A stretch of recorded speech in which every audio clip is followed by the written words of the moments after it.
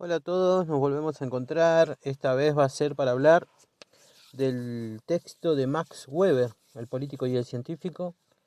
Y hay que decir que vamos a adentrarnos en un fascinante mundo que es el del poder, la ética y la legitimidad política.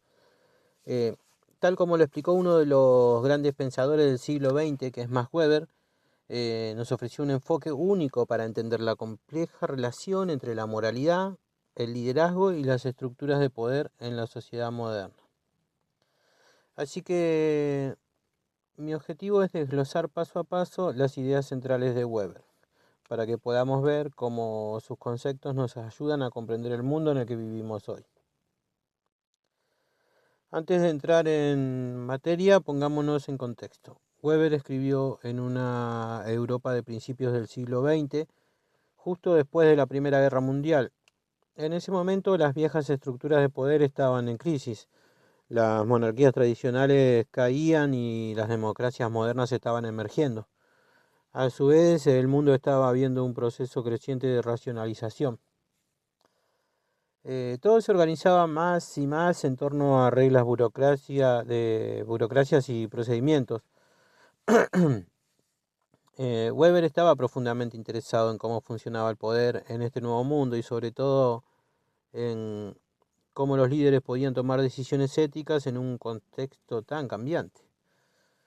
El primer concepto fundamental que Weber nos ofrece es la distinción entre dos formas de ética en la política. La ética de la convicción por un lado y la ética de la responsabilidad por otro lado. Eh, Estas son dos formas de ver la moralidad en la toma de decisiones políticas. La ética de la convicción nos dice que tenemos que actuar conforme a nuestros principios sin importar las consecuencias. Es un enfoque moral puro, guiado por ideales que son absolutos. Un ejemplo claro sería un activista que defiende los derechos humanos y se niega a usar la violencia en cualquier circunstancia, incluso si eso significa perder la batalla. Para él lo importante es que su acción sea moralmente correcta. Por otro lado, la ética de la responsabilidad pone énfasis en las consecuencias de nuestras acciones. Acá lo importante no es solo actuar según lo que creemos correcto, sino pensar en los efectos que nuestras acciones van a tener. Un buen ejemplo sería un líder político que durante una crisis económica decide recortar servicios para evitar el colapso financiero. Eh, Aunque eso vaya en contra de sus ideales de igualdad y justicia social. Ahora bien, podemos ver claramente el contraste entre ambas éticas. La ética de la convicción es idealista, es fiel a los principios y pase lo que pase. En cambio, la ética de la responsabilidad es pragmática, se preocupa por los resultados. Weber no advierte que ningún político debería adherirse ciegamente a una de estas éticas. El buen político, dice Weber, es aquel que sabe encontrar un equilibrio entre ambas. Necesita tener convicciones firmes, sí, pero también debe estar dispuesto a adaptarse a las realidades del mundo. Pasemos ahora a otro de los grandes aportes de Weber, que es su clasificación de los tipos de dominación. Eh, Según Weber, el poder solo puede mantenerse si aquellos que son gobernados creen que ese poder es legítimo. Y acá es donde entra su famosa clasificación eh, en tres tipos de dominación.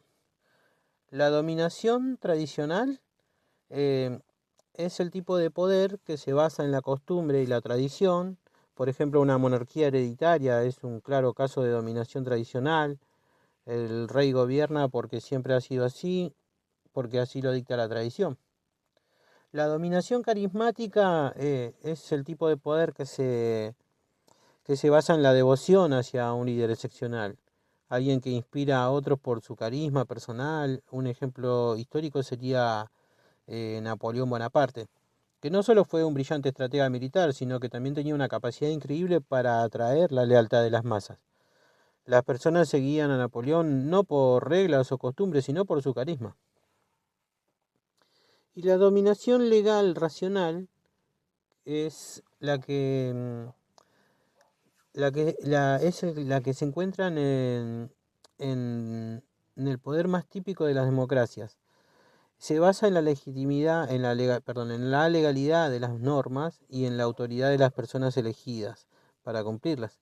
Por ejemplo, un presidente elegido por votación en un sistema democrático ejerce el poder porque ha sido elegido legalmente y su autoridad se deriva de un conjunto de leyes y procedimientos formales. Al comparar estos tipos de dominación, vemos que el poder tradicional se basa en la inercia de las costumbres, mientras que el poder carismático es mucho más volátil, depende de la presencia y la capacidad personal del líder. Por otro lado, la dominación legal racional es la más estable y formalizada. Está diseñada para funcionar sin importar quién ocupe los cargos de poder. Esta última forma de dominación es, según Weber, el sello distintivo de la modernidad, donde las reglas y las leyes sustituyen a las personas como fuente principal de autoridad. Hablando de modernidad, llegamos a otro concepto central en el pensamiento de Weber, la racionalización. La racionalización es el proceso mediante el cual las sociedades se organizan de manera más eficiente, calculada y burocrática. En las sociedades modernas, las decisiones ya no se toman según tradiciones o creencias personales, sino según procedimientos formales y reglas impersonales. La burocracia es el mejor ejemplo de esto. Eh, Piensen en cualquier institución moderna, desde un banco hasta una agencia gubernamental. Todo está regulado por procedimientos y normas formales. Si antes un jefe tomaba decisiones basadas en su intuición o en su relación personal con los empleados, ahora las decisiones se toman de acuerdo a un manual de reglas. Esto tiene ventajas, permite un trato justo e igualitario para todos, pero también tiene desventajas, ya que puede volverse un sistema rígido, donde las personas sienten que son solo números dentro de una gran máquina. La racionalización ha transformado nuestras instituciones y nuestra vida diaria. Si bien ha hecho que el mundo sea más eficiente, también ha deshumanizado ciertos aspectos de nuestra existencia. Por ejemplo, un sistema de salud puede ser eficiente, pero si trata a los pacientes como meros expedientes, pierde la empatía y el cuidado humano. Bueno, finalmente debemos preguntarnos, ¿qué implica todo esto para los líderes políticos de hoy? Y según Weber, el político moderno debe navegar un mundo racionalizado, donde las decisiones se toman a través de procedimientos y leyes, pero también debe mantener una conexión con las personas, ser consciente de las consecuencias de sus actos y sobre todo tener la capacidad de tomar decisiones difíciles, combinando convicción y responsabilidad. En resumen, Weber nos ofrece una visión compleja del poder y la política. Sus conceptos de ética, dominación y racionalización nos ayudan a entender los desafíos que enfrentan los líderes en el mundo moderno. Si logramos equilibrar principios e intereses prácticos y entender las estructuras de poder que nos rodean, podemos acercarnos a una política más justa y efectiva.